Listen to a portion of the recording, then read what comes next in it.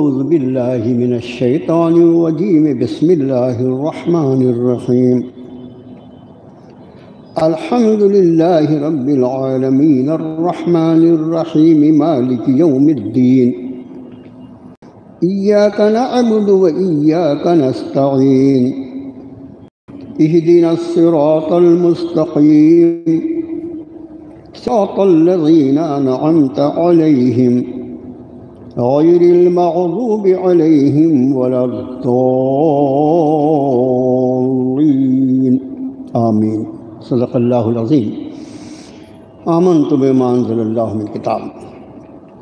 اللہ کی توفیق، اس کی نصرت، اس کی عنایت، اس کی عطا، اس کی مہربانی، اس کی روشنی میں، اس کی مدد سے قرآن پاک کی سب سے پہلی صورت شریفہ سورۃ الفاتحہ کہ اللہ نے تلاوت کی توفیق عطا فرمائی۔ سب سے پہلے اس صورت شریفہ کا ترجمہ سماعت فرمائیے۔ ارشاد فرمایا، اللہ کے نام کے ساتھ جو بہت ہی مہربان، انتہائی رحم فرمانے والا ہے۔ ساری تعریفیں اس اللہ کے لیے جو رب ہیں سارے جہانوں کے، بہت ہی مہربان ہیں، انتہائی رحم فرمانے والے۔ وہ مالک ہیں یوم جزا کے، انصاف کے دن کے، بدلے کے دن کے۔ ہم آپ ہی سے عبادت کرتے ہیں اور صرف آپ ہی سے استعانت اور مدد چاہتے ہیں۔ ہمیں ہدایت دیجیے صراط مستقیم کی، اس راستے کی کہ جس پر چلنے والوں پر آپ نے انعام فرمایا، نہ کہ وہ جن پر غضب کیا گیا اور نہ ہی وہ جو صحیح راستے سے بھٹک گئے۔ اس صورت شریفہ کا، اس میں 7 آیات مبارکہ ہیں، اور اس صورت شریفہ کا سب سے مشہور نام جو ہے وہ سورۃ الفاتحہ ہے۔ فاتحہ لفظ جو ہے وہ اصل میں فتح کا مطلب ہوتا ہے شروع کرنا، کھولنا۔ اس سے اس میں فاعل بنتا ہے فاتح، کھولنے والا۔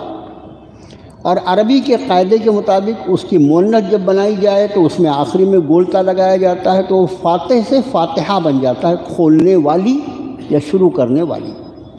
چونکہ اللہ کا کلام اس صورت شریفہ سے شروع ہوتا ہے، اس لیے اس کا نام سورۃ الفاتحہ۔ بات اس کے پہلے بھی آپ کے خادم نے کئی مرتبہ عرض کی ہے، ترتیب ہے جس میں مصحف مبارک ہمارے پاس موجود ہے۔ تو جس ترتیب سے قرآن رب تعالیٰ نے نازل فرمایا، وہ ترتیب وہ تھی جو وقت کے اعتبار سے، حالات کے اعتبار سے ضروری تھی۔ لیکن جو مصحف مبارک ہے، اس مصحف مبارک کی خصوصیت یہ ہے کہ یہ قرآن بل ہوا قرآن مجید فی لوح محفوظ، یہ قرآن تو دراصل لوح محفوظ میں لکھا ہوا ہے۔ تو لوح محفوظ میں بھی قرآن اسی طرح لکھا ہوا ہے جس طرح الحمدللہ ہمارے پاس موجود ہے۔ یعنی ایمان کی دولت کتنی بڑی دولت ہے، اللہ نے کتنی زبردست دولت سے نوازا کہ اس ایمان کی بنیاد پر سارے ایمان والوں کے ہاتھ میں وہ مصحف مبارک عطا فرما دیا، جو اصل میں کاپی ہے اس قرآن کی جو لوح محفوظ پر لکھا ہوا ہے۔ تو یہ جو مصحف مبارک ہے وہ لوح محفوظ پہ لکھی ہوئی قرآن کے مطابق ہے۔ دوسری بات، نزول قرآن کے بارے میں اتفاق ایسا کہ سورہ اقرا وغیرہ کی جب تفسیر کی گئی تو اس وقت یہ باتیں عرض کی گئی تھیں، لیکن کچھ باتیں ہمارے کچھ ساتھی نئے آ جاتے ہیں بیچارے، ان کی معلومات کے لیے کچھ چیزیں ذہن سے نکل جاتی ہیں، محو ہو جاتی ہیں۔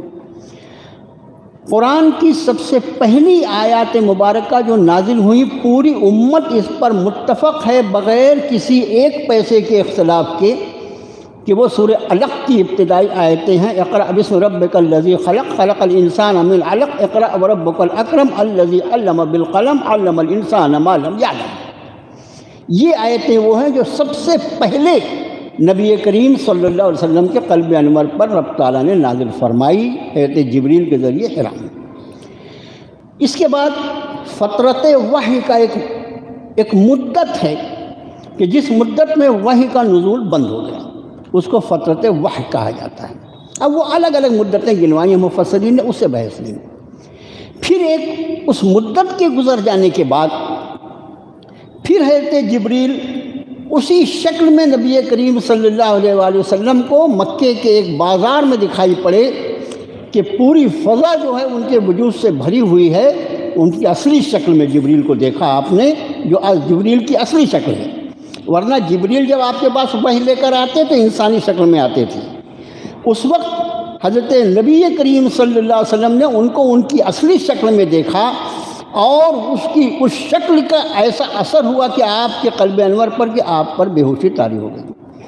پھر حضرت جبریل نے انسانی شکل اختیار کی اللہ کے حکم سے، اور وہی سورہ نجم کی ابتدائی آیتیں جس میں رب نے فرمایا ثم دنا فتدلی فکان قاب قوسین او ادنی، اور پھر جھک گئے، قریب ہو گئے اور قریب ہو گئے جیسے دو کمانے یا اس سے بھی کم۔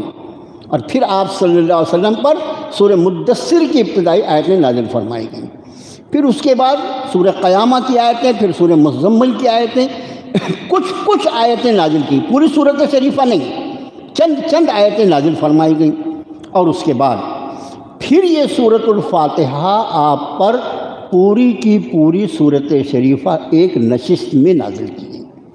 یہ بات یاد رکھیں کہ بعضوں کے زبان سے بیچارے ہمارے بعض علماء کہتے ہیں کہ بھئی سب سے پہلے نازل ہونے والی صورت شریفہ سورہ حمد ہے، سورہ فاتحہ ہے۔ وہ اس اعتبار سے کریں، بات میں تطبیق کرنا چاہیے۔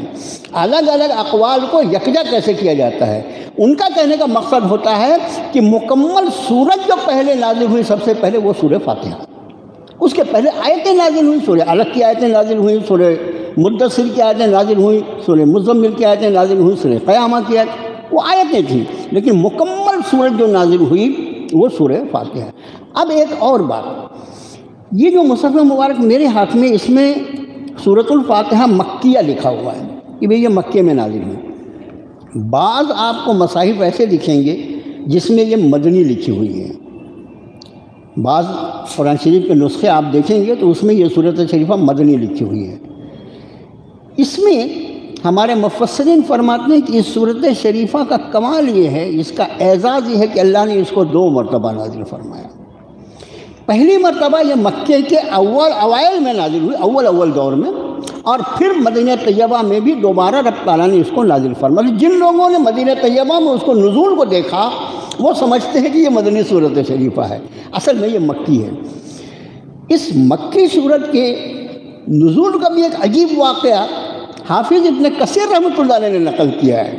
وہ کہتے ہیں کہ اللہ کے رسول صلی اللہ علیہ وسلم بیت اللہ شریف سے ٹیک لگائے ہوئے بیٹھے تھے، جبریل بھی آپ کے خدمت میں موجود تھے۔ جناب جبریل تھے، انسانی شکل میں تھے، لیکن یہ خیال رہے جبریل کے انسانی شکل میں ہونے کے بعد بھی دوسرے صحابہ ان کو نہیں دیکھ سکتے تھے، صرف نبی کریم صلی اللہ علیہ وسلم ہی ان کو دیکھ سکتے تھے۔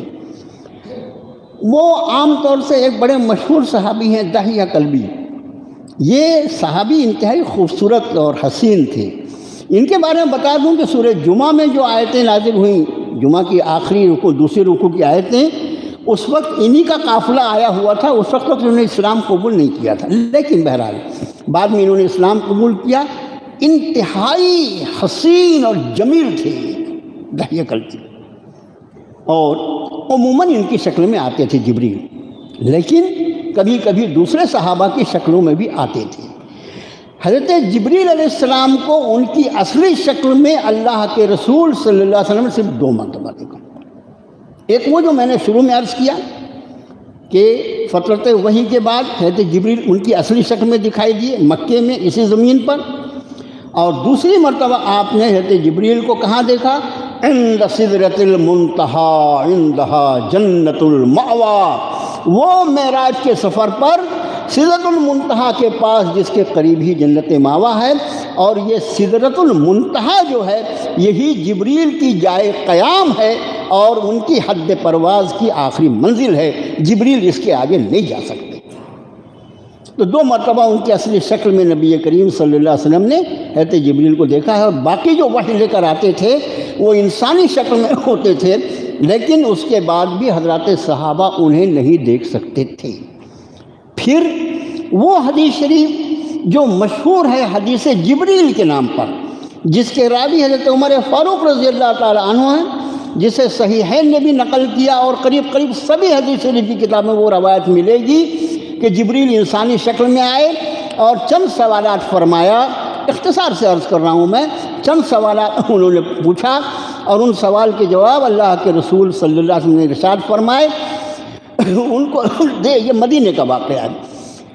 حضرات صحابہ، مدینہ جو ہے آج بھی کوئی بہت بڑا شہر نہیں ہے، آج بھی کوئی بہت بڑا شہر نہیں ہے مدینہ، تو اس وقت تو اتنا بڑا تھا نہیں۔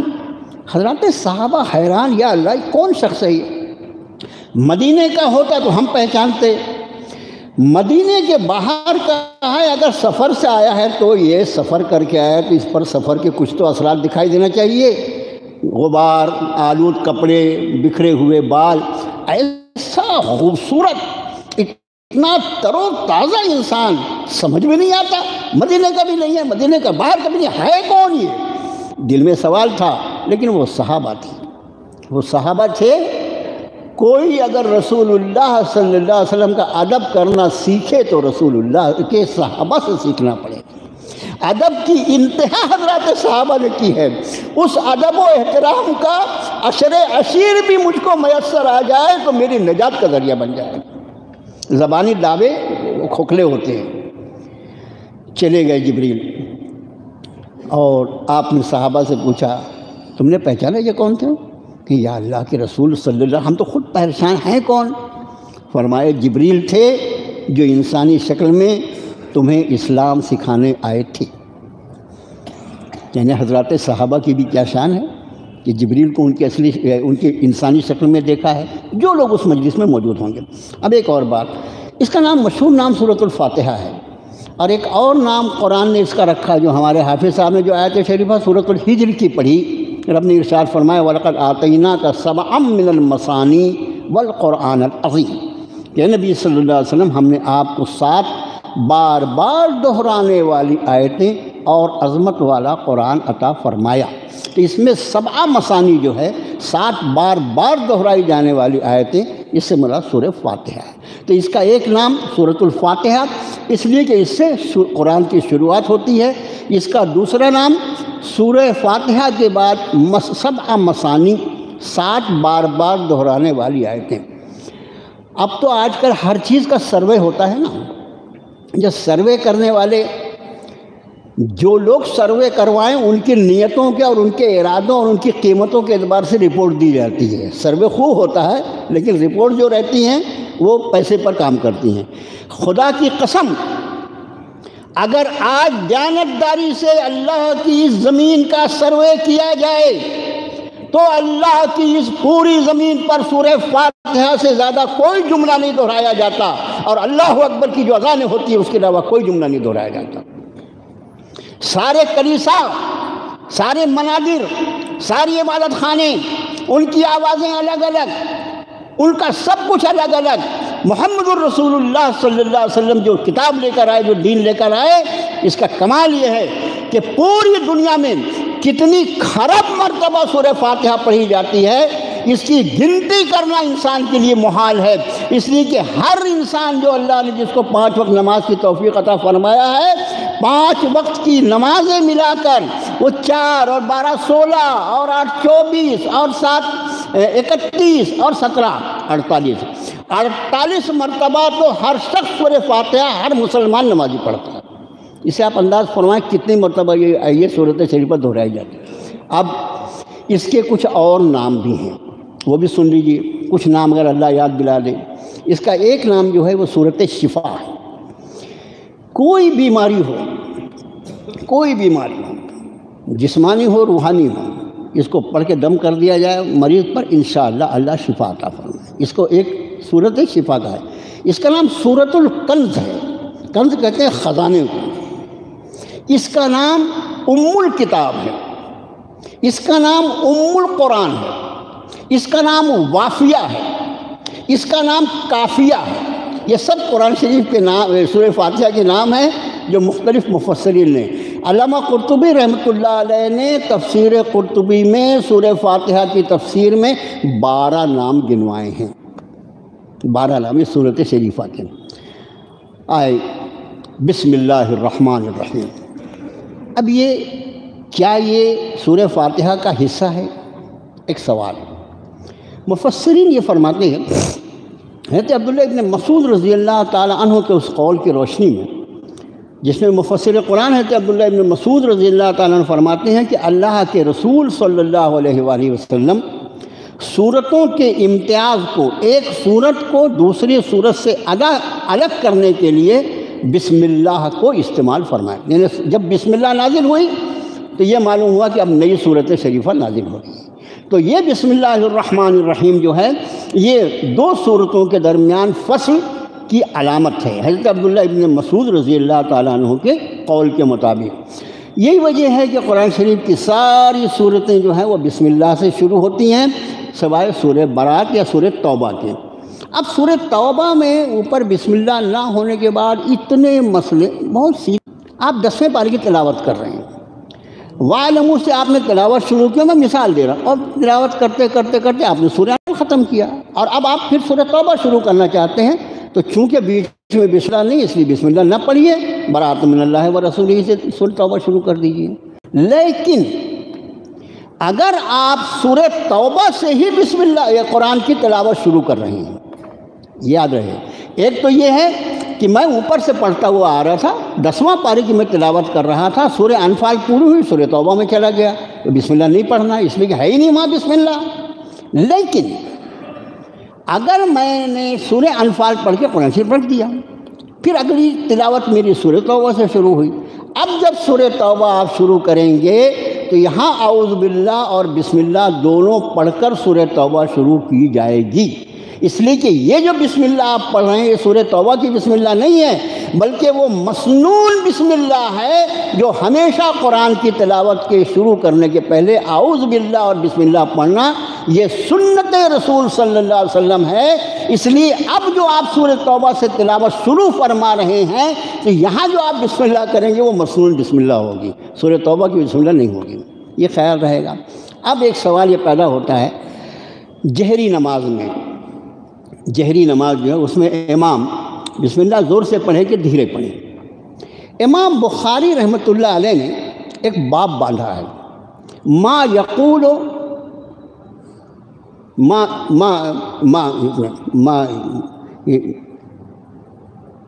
ما یقول بعد التکبیر، وہ تکبیر کا ذہن سے نکل گیا، کون سا باب ہے؟ تو باب ہے ما یقول بعد التکبیر، تکبیر کے بعد کیا کہا، تکبیر کے بعد تکبیر کر لیا امام نے، جہری نماز ہے زور سے پڑھنے والی۔ امام بخاری رحمۃ اللہ علیہ اس باب میں ایک حدیث شریف لائے ہیں جس کے راوی حضرت انس رضی اللہ تعالیٰ عنہ ہیں۔ حضرت انس رضی اللہ تعالیٰ عنہ فرماتے ہیں کہ میں نے نبی کریم صلی اللہ علیہ وآلہ وسلم، ان کے خلیفہ حضرت ابوبکر صدیق رضی اللہ تعالیٰ عنہ، پھر حضرت عمر فاروق رضی اللہ تعالیٰ عنہ، اور پھر حضرت عثمان غنی رضی اللہ تعالیٰ عنہ، یعنی 3 خلفاء، اور اس کے بعد خود جناب رسول اللہ صلی اللہ علیہ وسلم کی ذات عالی۔ انس فرماتے ہیں میں نے ان چاروں کے پیچھے نماز پڑھی اور یہ چاروں اپنی قرأت جو ہے وہ الحمدللہ رب العالمین سے شروع کرتے تھے۔ اس حدیث شریف سے احناف نے یہ مسئلہ مستنبط کیا کہ آپ صلی اللہ علیہ وسلم بھی اور خلفائے راشدین بھی شروع میں بسم اللہ پڑھتے تو ضرور تھے لیکن خاموشی سے، آہستہ سے پڑھتے۔ اب یہ بات سمجھ میں آ گئی؟ ضد کرنا، یعنی ان مسائل پہ ضد کرنا اور امت میں اختلاف پیدا کرنا یہ بہت ہی بدنصیبی کی بات ہے میرے بھائیوں۔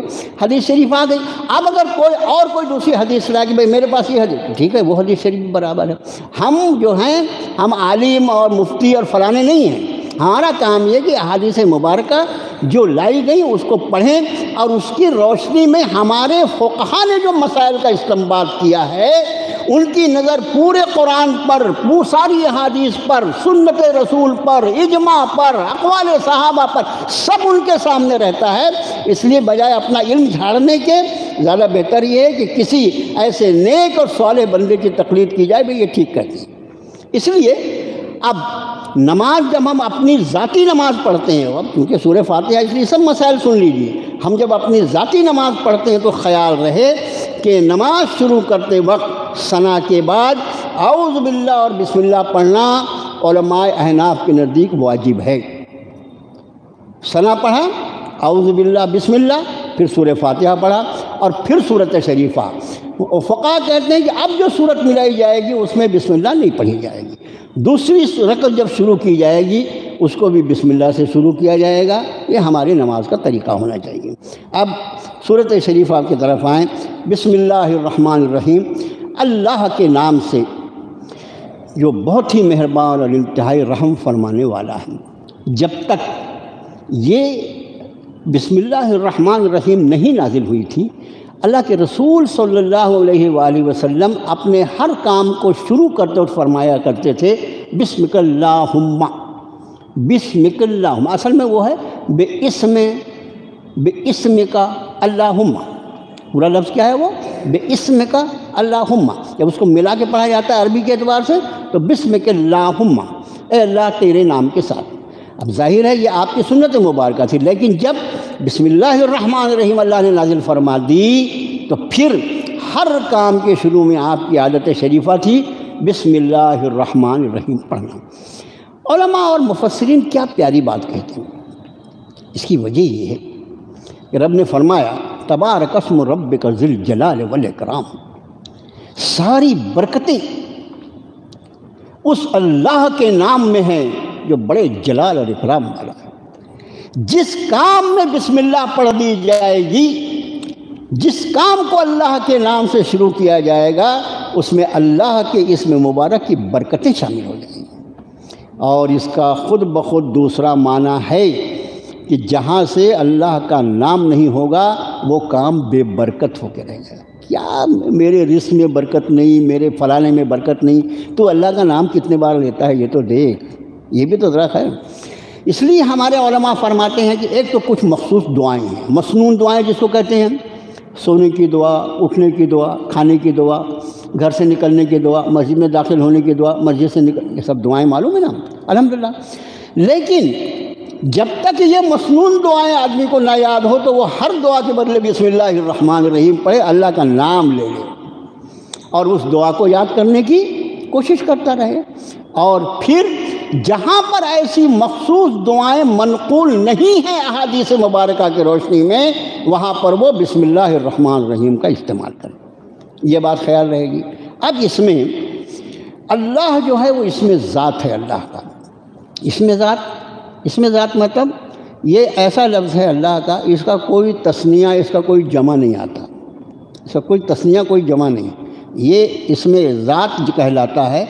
اللہ کی جتنی صفات ہیں وہ سب کے سب صفات اس میں اللہ میں شامل ہوتی ہیں۔ جیسے اللہ عز و جل الکریم ہے، الرحیم ہے، الرحمن ہے، الغفار ہے، الستار ہے، اس کے جتنے اسماء مبارکہ ہم کو معلوم ہے، جتنی صفات ہیں وہ ساری کی ساری صفت جب اللہ کہا جائے تو وہ ساری کی ساری صفات اس میں شامل ہوتی ہیں۔ اس لیے اللہ جو ہے وہ اس میں ذات کہلاتا ہے اور بقیہ اسماء مبارکہ جو ہیں وہ اس میں صفات کہلاتے ہیں۔ علماء کا ایک بڑا گروہ ایسا ہے جو یہ کہتا ہے کہ اصل میں اسم اعظم جس کو کہا جاتا ہے وہ اسم ذات اللہ ہے، یہی اسم اعظم ہے، اسم اعظم ہے۔ ہم لوگ تو اتنا اللہ اللہ کرتے ہیں، ہماری تو دعا میں تاثیر ہی نہیں ہے، قبول ہی نہیں ہوتی۔ اسم اعظم کے بارے میں تو ہم نے سنا ہے کہ اس کے نام کے ساتھ، اس نام کے ساتھ جو دعا کرو وہ قبول ہوتی ہے، آدمی چاہے تو ہوا میں اڑنے لگے اور فنا کرنے لگے۔ آپ کہتے ہیں اللہ اسم اعظم ہے، اس کی وجہ جو علماء بیان فرماتے ہیں وہ اس طرح کہ اپنے دل میں جتنی گندگیاں اور جتنے غیر اللہ کے تصورات ہیں ان سب سے اپنے دل کو پاک صاف کر، ایسا دل بنا جس میں اللہ کے سوا کوئی نام نہ ہو، ذات الہی کے سوا کچھ نہ ہو، صرف اللہ ہو، فقط اللہ ہو، تو تو یہ اللہ تجھ کو اسم اعظم کی تاثیر بتا دے گا۔ تیرا دل تو اتنی غلاظتوں سے بھرا ہوا ہے، اسی میں خواہشات نفسانی بھری ہوئی ہیں، اسی میں تیرا تکبر بھرا ہوا ہے، اسی میں تیرا حسد بھرا ہوا ہے، اسی میں تیری کیا کچھ برائیاں اور غلاظتیں تو نے بھر کے رکھا ہے۔ اس کے ساتھ یہ کیسے اسم اعظم کی تاثیر مرتب ہوگی؟ مرتب ہو سکتی ہے تاثیر، اپنے قلب کو ان ساری غلاظتوں سے خالی کرو اور پھر ایک مرتبہ کہو اللہ، اور اس وقت جب تم اللہ کہو گے تو دیکھو گے کہ پوری دنیا جھوم جائے گی تمہارے اللہ کے کہنے پر، اور اس کے ساتھ تم جو دعا کرو گے وہ یقیناً قبول ہوگی۔ اب دوسرا اس میں مبارک ہے، اس میں صفت الرحمن اور الرحیم، دونوں کا مادہ رحمت ہی ہے، دونوں کا مادہ رحمت ہے، لیکن الرحمن اور الرحیم میں جو فرق ہمارے مفسرین نے بیان فرمایا کہ الرحمن کی جو صفت ہے، صفت رحمانیت اللہ کی جو ہے وہ اس دنیا کے لیے ہے۔ اس دنیا میں آپ دیکھو، یہ پوری دنیا کا وجود جو ہے یہ صرف اللہ کی رحمت کی بنیاد پر قائم ہے۔ یہ کائنات، دو باتیں ہمیشہ ہمارے ذہن میں رہی، یہ سارا معاملہ ہمارے یقین، ہمارے ایمان سے متعلق ہے۔ یہ ساری کائنات، اللہ کو اس کائنات کی کوئی ضرورت نہیں، یہ کائنات نہ تھی جب بھی وہی اللہ تھا، اور جب یہ کائنات نہیں رہے گی تب بھی وہی اللہ ہوگا۔ هو الاول والآخر والظاہر والباطن، اسی کو سورہ مومن میں فرمایا کہ جب ایک وقت ایسا آئے گا نفخ صور کے ساتھ کہ ساری کائنات فنا کر دی جائے گی، صور بھی نہیں رہے گا، صور کے پھونکنے والا بھی نہیں رہے گا، عرش اور کرسی بھی نہیں رہے گی، عرش اور کرسی بھی نہیں رہیں گے، جنت اور جہنم بھی نہیں رہیں گے، جبریل اور میکائیل بھی نہیں، کچھ نہیں ہوگا۔ ویسے ہی اکیلی اللہ کی ذات جیسے اس کائنات کو پیدا کرنے کے پہلے وہ اکیلا تھا۔ ارشاد فرمائے گا لمن الملک اليوم، آج کس کی حکومت ہے؟ کوئی مخلوق ہوگی نہیں، صرف خالق کی ذات ہوگی۔ کون جواب دے گا؟ خود ہی جواب میں ارشاد فرمائیں گے للہ الواحد القہار، اس اللہ کی جو اکیلا ہے بہت زبردست۔ اور پھر اپنے حکم سے سور کو پیدا فرمائیں گے، سور کے پھونکنے والے کو، وہ پھر سور پھونکیں گے اور دوبارہ کائنات پیدا ہوگی۔ ایسے اللہ ہیں وہ۔ تو صفت رحمان جو ہے وہ اس دنیا کے لیے، آپ دیکھیے ان کی رحمت ہے کہ یہاں پر آپ سے عرض کریں، کیا یہ بہت ایسا لگتا ہے کتنی موٹی مثال ہے، وہ جو آسانی سے سانس آ رہی ہے، جا رہی ہے، آ رہی ہے، سانس لینے کی تو نیت بھی نہیں کرنا پڑتا بھائی، انما الاعمال بالنیات میں سانس کے لیے نیت بھی نہیں کرنا پڑتا، آ رہی ہے، جا رہی ہے۔ پانی پینا، اٹھایا گلاس، غٹ غٹ غٹ غٹ پی گیا، یاد ہی نہیں آیا ایک گلاس پانی کتنی بڑی اللہ کی نعمت ہے۔ اس سے پوچھو جس کے گلے پہ بندش لگا دی، ایک ایک گھونٹ کے لیے وہ ترس رہا ہے، اس کی مال، اس کا دولت، اس کے رشتہ دار اور دنیا کی ساری ٹیکنالوجی مل کے اس کے حلق سے ایک قطرہ پانی کا اتار نہیں سکتی۔ اس سے پوچھو پانی اللہ کی کتنی بڑی نعمت ہے، گڑ گڑ پی گیا۔ اگر صرف اتنا ہو جائے کہ جو اللہ پر ایمان نہ لائے اس کا پانی حلق سے نہیں اترے گا، حلق سے پانی اتارنا ہے، ایمان لانا پڑے گا، توحید کو ماننا پڑے گا، ساری دنیا ایمان والے آئے گی۔ لیکن یہاں پر زور زبردستی، لا اکراہ فی الدین، دین میں کوئی زور زبردستی نہیں۔ ومن فل جس کا جی چاہے وہ ایمان لائے، جس کا چاہے وہ کفر کرے، وہ بھگتے گا اپنے کفر کو۔ تو آپ یہاں دیکھیں کہ اس زمین پر اس کو بھی وہ ساری زندگی کی نعمتیں عطا فرماتے ہیں جو ان کے ماننے والے بندے ہیں، اور دیکھنے میں ایسا لگتا ہے کہ ان سے زیادہ ان کو دیتے ہیں جو ان کا انکار کرنے والے ہیں۔ یہ ان کی رحمت عامہ، ان کی صفت رحمانیت کا پرتو ہے۔ لیکن یہ نعمت جو آدمی کو حاصل ہے کتنے دن کے لیے حاصل ہے؟ یہ نعمت حاصل ہے صرف اس کی زندگی کے لیے۔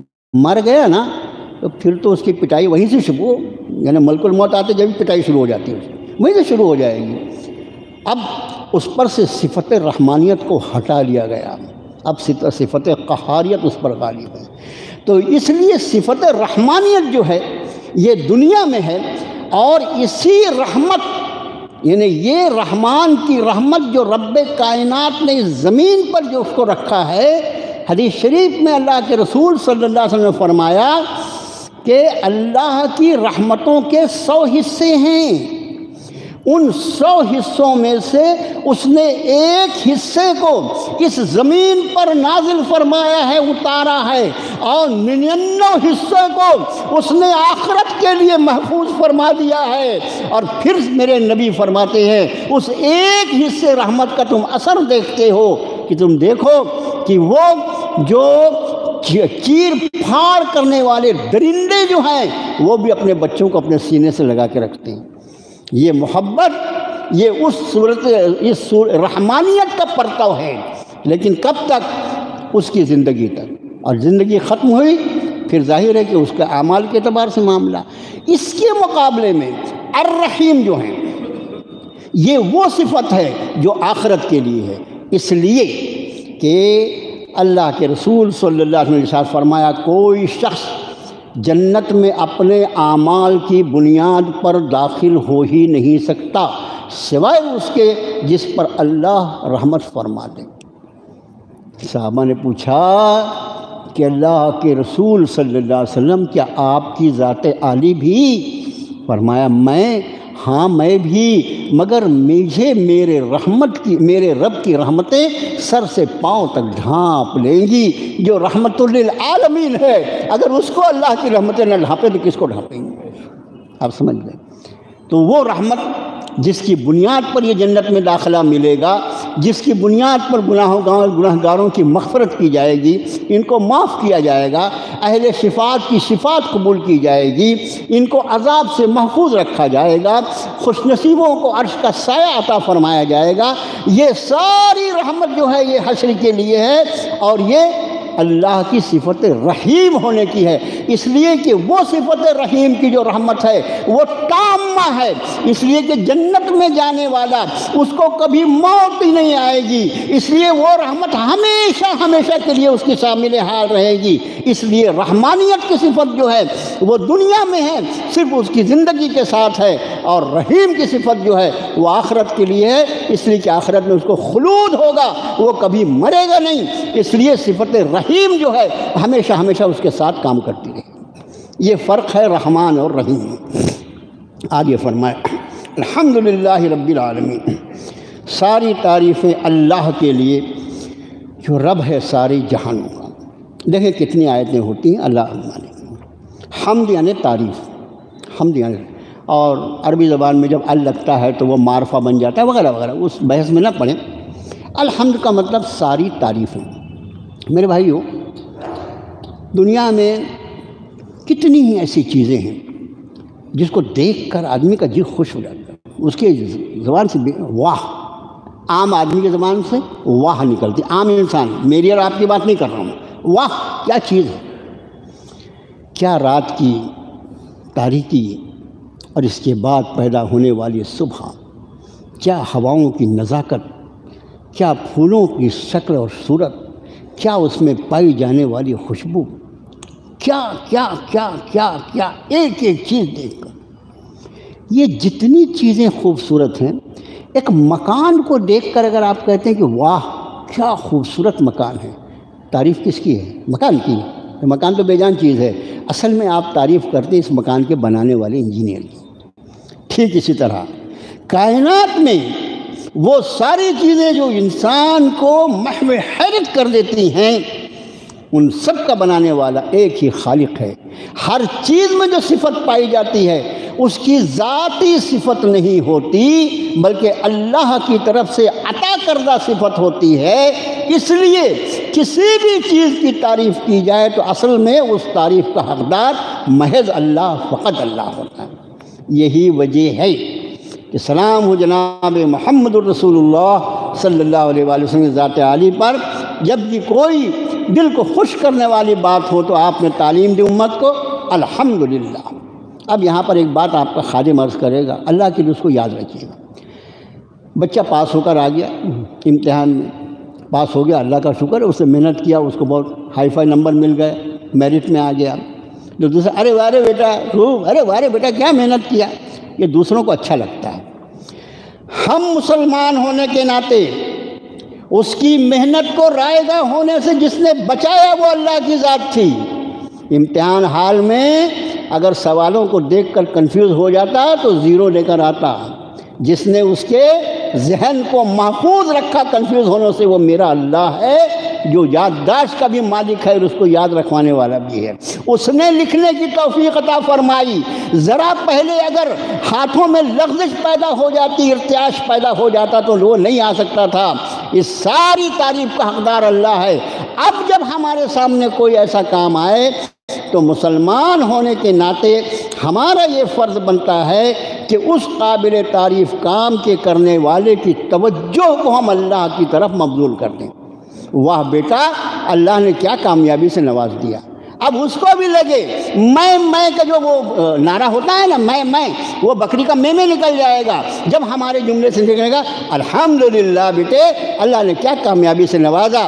بچہ بھی میری ہی اولاد ہے، مومن بچہ ہے، اس کا ذہن جائے گا میں جو کامیاب ہوا اس میں میرا کوئی کمال نہیں، میرے اللہ کا کمال ہے۔ اگر وہ چاہتا تو میری ساری محنت کو رائع نہ کر سکتا تھا۔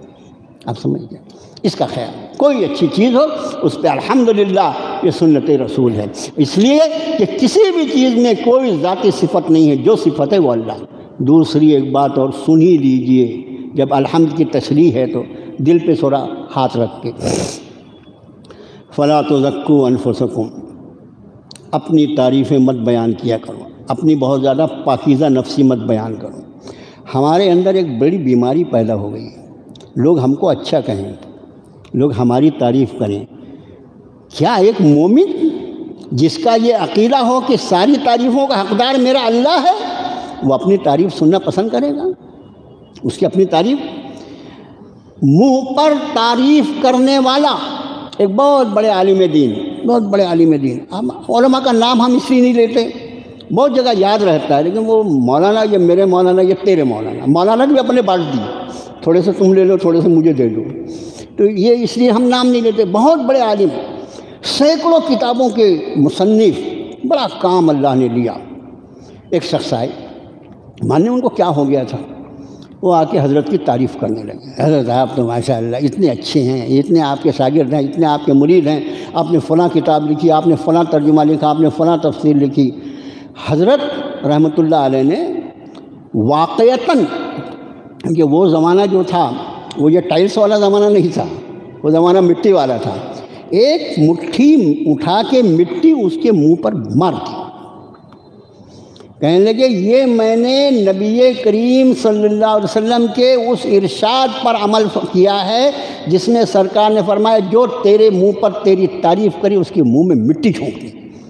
اس لیے کہ ہم کسی کی تعریف کریں اور اس میں عجب پیدا ہو جائے، وارے میں، جب تک وارے تو رہے گا جب تک بات بنی رہے گی، جس دن وارے میں آ جائے گا، ابلیس میں وارے میں آ گیا تھا، اسی نے اس کو ابلیس بنایا، آدمی کی دنیا اور آخرت کو تباہ کرتا ہے۔ ذرا سی بات پہ یہ لوگ بہت لمبا چمبا ہوا، ہمارے تو نام بھی چھوٹا نہیں، نام میں بھی دو چار آگے لگا دو، پیچھے لگا دو، یہ لگا دو، وہ لگا دو، یہ بہت نہیں۔ ساری تعریفوں کا حقدار اللہ، اور کوئی اگر اپنی تعریف کروانا چاہتا ہے تو سن لے کہ بہت ہی شدید جرم ہے۔ حدیث شریف میں آخری بات اللہ کے رسول صلی اللہ علیہ وسلم نے فرمایا، جو شخص چاہتا ہے کہ لوگ اس کے لیے ادب سے کھڑے ہوں، اس کو چاہیے کہ وہ اپنا ٹھکانہ جہنم میں بنا لے۔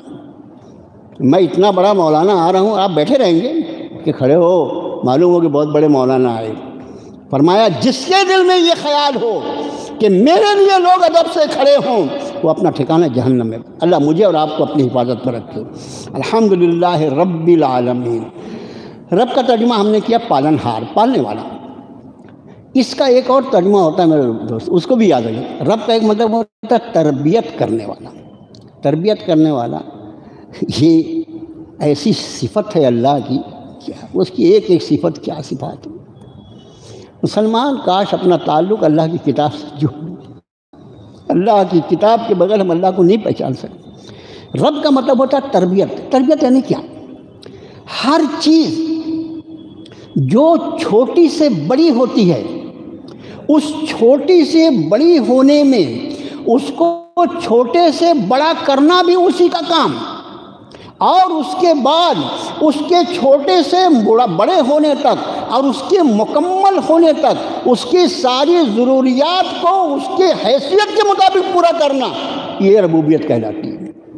یہ ربوبیت کہلاتی ہے۔ ہم تو خالی ایک بچہ ہے، وہ پیدا ہوا، اس کو تو دودھ پینا نہیں آتا، اللہ نے اس کو سکھا دیا، ایک باریک سا پتا کوپل نکلا، کوپل زمین سے، اور وہ زمین کی کوپل سے نکل کر ایک کوپل کی کیا ضروریات ہوگی، اس کو کتنا پانی لگتا ہوگا، جب وہ پودا بنے گا تو اس کو کتنا پانی لگے گا، پھر جب وہ درخت بنے گا تو کتنا پانی لگے گا، اس کی جڑیں کہاں تک جائیں گی، اور اس کے بعد اس کی کیا قوت اور طاقت ہوگی، اس میں کیسے پتے آئیں گے، اس میں کیسے پھل لگیں گے، کیا کچھ ہوگا، یہ سارا کا سارا نظام کو قائم کرنا، اس کو پورا کرنا، اس کی ضروریات کو، وہ ربوبیت کہلاتا ہے۔ اور میں نے تو ایک بچے اور ایک درخت کی بات کی، پوری کائنات رب العالمین کا لفظ ہے، سارے جہانوں کا پروردگار۔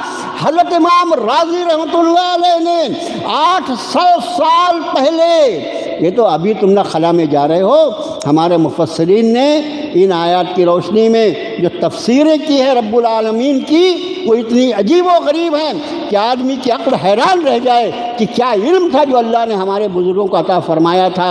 حضرت امام راضی رحمۃ اللہ علیہ فرماتے ہیں، جب رب کائنات نے رب العالمین فرمایا، سارے جہانوں کا پروردگار، کہ جس طرح ہماری ایک دنیا ہے اور اس دنیا میں مختلف جہان پائے جاتے ہیں، الگ الگ مخلوقات کی الگ الگ دنیایں ہیں، اسی طرح اللہ نے فضاؤں میں ان گنت دنیایں بنا رکھی ہیں، اور ان دنیاؤں میں الگ الگ مخلوقات بنا رکھی ہے، ان کو اللہ کے سوا کوئی جانتا نہیں، اور اس پر حیرت ہوگی۔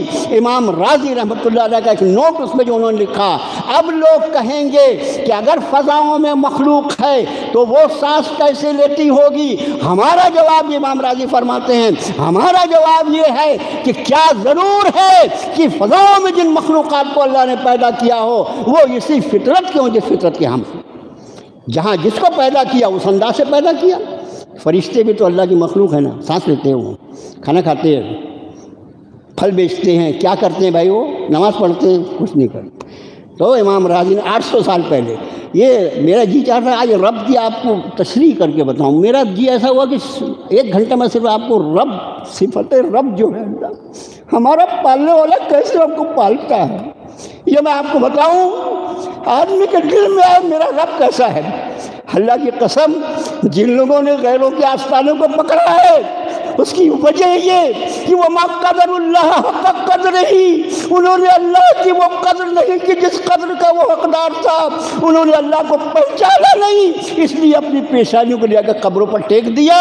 اگر انہوں نے اللہ کی ذات عالی کو پہچانا ہوتا تو یہ عزت والی پیشانی کسی دوسری کو جھک ہی نہیں سکتی۔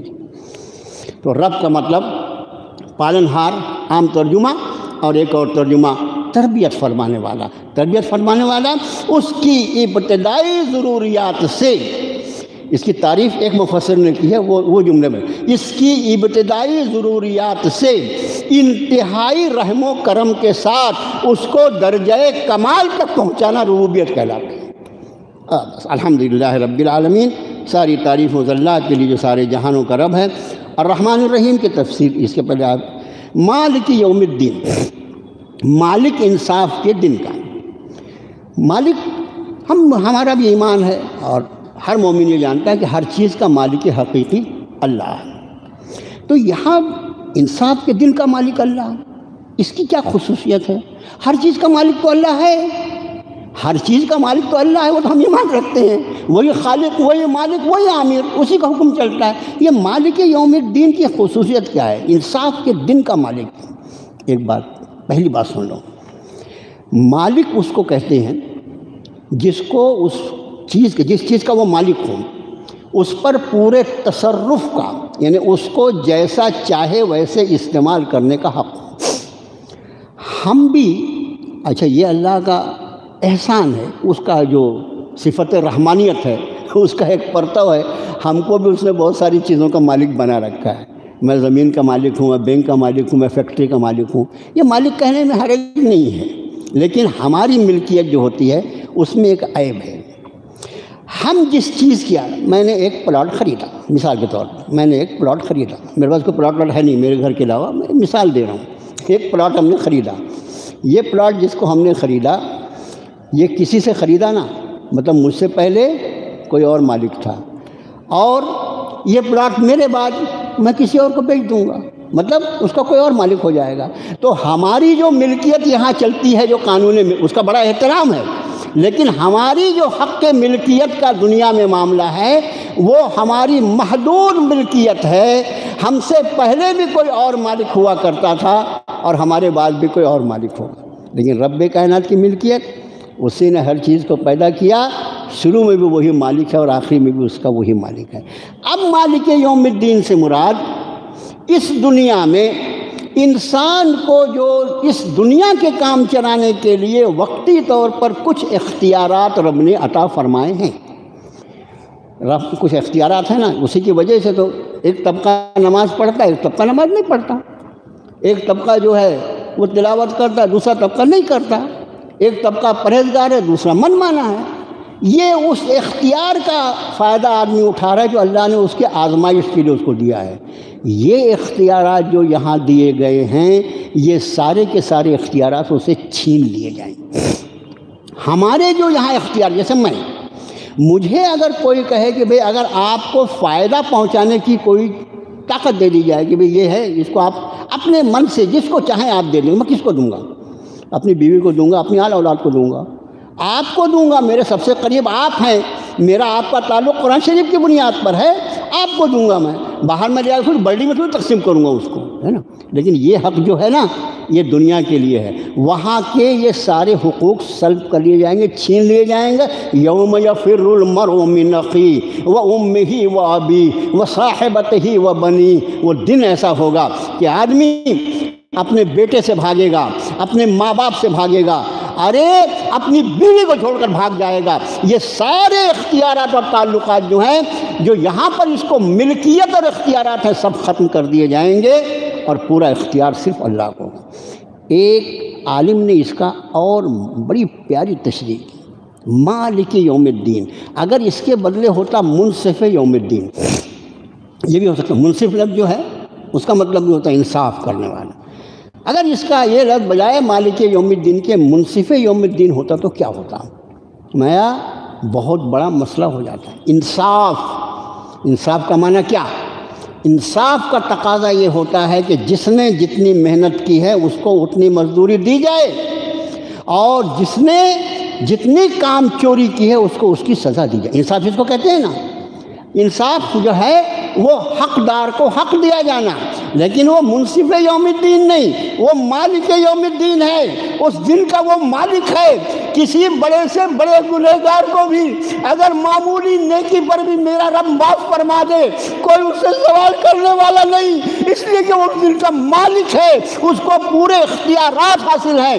مالک اس کو کہتے ہیں جس کو تصرف کا اختیار ہوتا ہے، اس کو حق حاصل ہے، وہ جس گنہگار کو چاہے معاف فرما دے اور جس ظالم کو چاہے اس کے معمولی گناہ پہ بھی وہ سزا سنا دے، اس کو کوئی ٹوکنے والا نہیں، کسی کی طاقت نہیں۔ اس لیے وہ مالک یوم الدین ہے، اور اس کے مالک یوم الدین ہونے کی بنیاد پر ہمارے جیسے گنہگار یہ امید لگائے ہوئے ہیں کہ عمل کا کوئی ایسا ذخیرہ نہیں جو آپ کی بارگاہ میں پیش کر سکے، لیکن اتنا ضرور ہے جب آپ رحمان و رحیم اس دن کے مالک ہیں تو آپ مجھے کیوں سزا دیں گے؟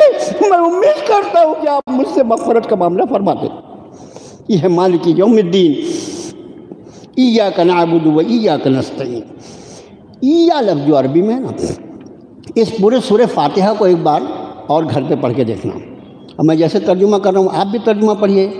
پوری سورہ فاتحہ میں 3، 4، 5 ایسے الفاظ ہیں جس میں تھوڑا سا عربی جاننا ضروری ہے، باقی سارے الفاظ وہ ہیں جو میں اور آپ اپنی اردو زبان میں بولتے ہیں۔ اب وہ عربی کی ترتیب میں بیٹھے ہوئے ہیں، اس لیے ایسا لگتا ہے بھی کیا ہے۔ قرآن شریف کی زبان اردو جاننے والوں کے لیے اللہ نے یعنی ہم پر احسان در احسان یہ کہ ہماری مادری زبان اردو ہے۔ ہم اگر قرآن کا ترجمہ سیکھنا چاہیں تو انگریزی دانوں کے مقابلے میں ہمارے لیے اللہ نے بہت احسان کا معاملہ فرمایا۔ تقریباً اس میں 50% ایسے الفاظ ہیں جو ہم روزانہ بات چیت میں استعمال کرتے ہیں۔ آپ کیوں نہیں ترجمہ سیکھ لیتے؟ ارے بھائی 15-20 دن کا وقت نکالو، گرامر کے ابتدائی حصے بتا دیں، پھر آپ قرآن شریف کو پڑھ کے دیکھیں آپ کو کتنے الفاظ لگیں گے۔ اب جیسے یہ ایّا کا مطلب ہوتا صرف، فقط. یہ عربی کا لفظ ہے. اب یہ ہمارے اردو میں نہیں بولا جاتا، اردو میں نہیں. ایّا اور کا جو ہے وہ ضمیر ہے. ایّا کا، صرف تیری، فقط تیری. نعبدو، ہم عبادت کرتے ہیں، ہم فقط تیری عبادت کرتے ہیں، فقط تیری. اس کا مطلب یہ فقط لفظ جب بولا جاتا ہے نا، یہ فقط جو ہے اس کے لیے ہم ایک ہی بولتے ہیں. اس لیے بعض نسبت میں ہم تیری ہی عبادت کرتے ہیں، یعنی ہم فقط تیری عبادت. یہ ہی کا لفظ جو ہوتا ہے نا، یہ مخصوص کر دیتا ہے چیزوں. جیسے مثلا یہاں کوئی پین پڑا ہوا مل جائے، اور وہ پین ہم بولے یہ پین کس کا ہے؟ پین سب ملتے جلتے رہتے ہیں ایک دوسرے کے. تو کئی لوگ دیکھیں گے اس میں سے ہمارے ایک ساتھی حضرت یہ میرا ہی ہے. انہوں نے جیسے میرا ہی کہا، باقی سب کا کلیم ختم ہو جائے گا. انہوں نے پہچان لیا کہ اس میں کوئی ایسی علامت ہے، یہ صرف ان کا پین ہے، ان کے سوا کسی اور کا نہیں ہے. تو یہ ایّا لفظ جو ہے، یہ ایّا کا لفظ عربی زبان میں ایسا ہے کہ جب یہ استعمال ہوتا ہے تو فقط کے معنی دیتا ہے ہم فقط تیری عبادت کرتے ہیں، یعنی تیرے سوا کسی کی عبادت نہیں کرتے. اور عبادت یعنی خالی نماز نہیں بھائی، نماز، روزہ، حج، زکوٰۃ، صدقہ، سب، نذر، منت، قسم کھانا، سب صرف تیرے نام کی، تیرے سوا کسی کے نام کی نہیں. اور وَإِيَّاكَ نَسْتَعِينُ، پروردگارا جب سر تیرے بارگاہ میں جھکایا ہے، جب تجھ کو اپنا رب مانا ہے، جب تجھ کو اپنا اللہ مانا ہے، تو ہماری ضرورتوں کو کون پورا کرے گا؟ ہم صرف تجھی سے مدد چاہتے ہیں. اب اس میں بعض جاہل کھڑے ہو جائیں، یہ ان لوگوں کو تو کچھ سمجھتے نہیں قرآن شریف کے بارے میں. جائیں گے کنویں پر جائیں گے تو پانی نکالنے کے لیے رسی کا استعمال کرتے ہیں نا، اور بولتے ہیں ایّاک نستعین، صرف تیری سے مدد چاہتے ہیں. کھڑے ہو کے دعا کر رہے ہیں پانی آ جا. یہ اصل میں کچھ لوگ ہوتے ہیں جاہل، اور کچھ ہوتے ہیں ابو جہل. تو ابو جہل کا کیا علاج ہے؟ ابو جہل کا علاج تو دربار رسالت میں بھی نہیں ہو سکا، تو میں اور آپ کیا کریں گے بھائی؟ یہ جاہلوں نہیں، یہ جاہل نہیں، ابو جہل. ارے دنیاوی معاملات جو ہیں، اللہ عز و جل نے اس دنیا کی زندگی کو مختلف چیزوں کے ساتھ مربوط رکھا ہے. جیسے کھانا کھانے کے لیے یقینی طور پر اللہ نے ہاتھ دیا ہے، اس ہاتھ کو پلیٹ تک لے جا کر اس کو منہ تک لے جانا پڑے گا. یہ اللہ کا بنایا ہوا قانون ہے. تو دنیا کو جن مختلف قوانین سے اللہ نے باندھ دیا ہے، ان قوانین کو استعمال کرنا، یہاں بات اللہ کی عبادت کی ہو رہی ہے، اللہ سے دعا کی ہو رہی ہے. ظالم اس کو دنیا کے معاملات پر قیاس کرنا جہالت کی انتہا ہے. صرف تیری عبادت کرتے ہیں، تیرے سوا کوئی کسی کی عبادت نہیں. کوئی سجدہ تعظیمی نہیں، سجدہ تعظیمی نام کی کوئی چیز شریعت مطہرہ میں خدا کی قسم نہیں ہے. جو لوگ یہ کہتے ہیں کہ ہم قبروں کو سجدہ تعظیمی بجا لاتے ہیں، وہ سن لیں جناب رسول اللہ صلی اللہ علیہ وسلم کا وہ ارشاد کہ جب حضرات صحابہ نے پوچھا کہ اللہ کے رسول صلی اللہ علیہ وسلم، یہ اہل عجم جو ہیں یہ اپنے بادشاہوں کو سجدہ کرتے ہیں، کیا ہم چاہتے ہیں اجازت مرحمت فرمائیں ہم آپ کو سجدہ کریں. مجھے بتاؤ صحابہ نے کون سے سجدے کی اجازت مانگی ہوگی؟ سجدہ تعظیمی کے لیے کوئی اور سجدہ ہو سکتا ہے؟ آپ سے زیادہ بعد از خدا بزرگ توئی قسم، اللہ کے بعد سب سے زیادہ قابل احترام کوئی ہے تو ذات رسالت ہے. رسول اللہ صلی اللہ علیہ وسلم کی شان، اس عظمت کو کیا دیکھتے ہو؟ ان کے تربیت یافتہ جن کو اللہ نے ان کی صحبت کے لیے مقرر کیا، اگر ان کی بھی توہین کرو گے تو وہ توہین رسالت ہوگی اور ایمان سے نکل جاؤ گے. معمولی بات ہے یہ. تو ظاہر ہے حضرات صحابہ نے کس سجدے کی اجازت چاہیے؟ سجدہ تعظیمی کی. سلام ہو جناب رسول اللہ صلی اللہ علیہ وسلم کی ذات عالی پر. کیا اللہ نے آپ کو معجزانہ انداز عطا فرمایا تھا، قیامت تک کے لیے اس دروازے کو آپ نے بند فرمایا. ارشاد فرمایا اگر اس دین میں اللہ کے سوا کسی اور کو سجدے کی اجازت ہوتی تو میں بیوی سے کہتا وہ شوہر کو سجدہ کیا کرے. ختم ہو. اگر بیوی کو میں نے نہیں کہا کہ شوہر کو سجدہ کرے، تم کو بھی اجازت نہیں کہ مجھے سجدہ نہ کرو. اگر جناب محمد الرسول اللہ صلی اللہ علیہ وسلم کو سجدہ نہیں کیا جا سکتا تو یہ جاہل جو مختلف مقامات پر کبھی اپنے پیر کے پیروں پر، اور کبھی قبروں پر اپنے ماتھے رگڑ رہے ہیں، یہ بتائیں کیا یہ چیزیں رسول اللہ سے بھی زیادہ عظمت والی ہیں؟ معاذ اللہ ثم معاذ اللہ۔ بند کرو نا کالے کرتوت، کب تک کتاب و سنت کے ساتھ مذاقہ کرتے رہو گے، مذاق اڑاتے رہو گے؟ مرنا ہے، زندگی کی شام ہو گئی، اب سورج غروب ہونے والا ہے، اللہ کی بارگاہ میں جانا ہے، اللہ کے لیے اپنا عقیدہ قرآن کے مطابق کرنا۔ میرے بھائیوں، یہاں فرمایا مالک یوم الدین ایاک نعبد و ایاک نستعین، صرف تیری ہی عبادت کرتے ہیں اور صرف تجھ سے ہی مدد چاہتے ہیں۔ اب یہاں سے اس کے بعد اہدنا الصراط المستقیم مضمون شروع ہوتا ہے۔ میری بہت معذرت ہے، میں نے چاہا تھا کہ آج انشاءاللہ اس وقت جو 1 گھنٹہ ہوتا ہے 59 منٹ کا، اس کے اندر پوری صورت کے طرف، لیکن باتیں آ گئی اللہ نے جو بھی ڈالی۔ یہ صورت شریفہ چونکہ پورے قرآن ام القرآن ہے، یہ قرآن کی جڑ ہے، ام الکتاب ہے، کتاب کی جڑ ہے، پورے قرآن کا خلاصہ ہے۔ ایک مفسر نے لکھا یہ مضمون ہے، یہ ایک مضمون ہے اور پورا قرآن اس کی تفسیر ہے۔ عجیب عجیب باتیں حضرات مفسرین نے لکھی، اس لیے معذرت۔ انشاءاللہ العزیز اگلی نشست میں اللہ نے اگر زندہ رکھا تو ایاک نعبد و ایاک نستعین کے بعد اہدنا الصراط المستقیم سے، صراط مستقیم جو ہماری زندگی کا مقصد ہے، اور جو صراط مستقیم، ان ربی علی صراط مستقیم، میرے رب تک پہنچنے کا راستہ صراط مستقیم، اس صراط مستقیم کے بارے میں انشاءاللہ کچھ باتیں اللہ کی توفیق سے عرض کریں گے۔ میرے بھائیوں، اپنا تعلق، اور کون ہے؟